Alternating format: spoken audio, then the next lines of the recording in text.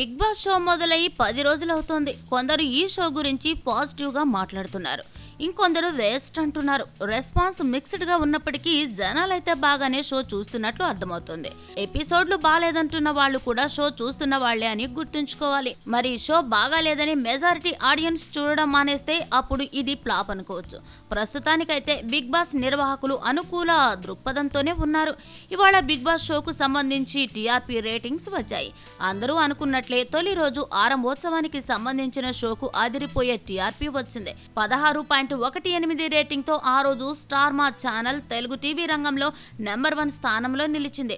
సినిమాల్ని పక్కన పెడితే టీవీ కార్యక్రమాల వరకు ఇది తెలుగు టీవీ చరిత్రలోనే ఇదే హైయెస్ట్ టీఆర్పీ అని కూడా చెబుతున్నారు. రెండో వీకెండ్ లో ఎన్టీఆర్ కనిపించిన 2 ఎపిసోడ్లకు మంచి టీఆర్పీ వచ్చిందని, ఆ రోజుల్లో కూడా స్టార్ మా నెంబర్ 1 స్థానంలో ఉందని అంటున్నారు. అయితే వీక్ డేస్ టీఆర్పీ ఏమంత గొప్పగా లేదు. వీక్ డేస్ లో యావరేజ్ గా 9.24 రేటింగ్ వచ్చింది.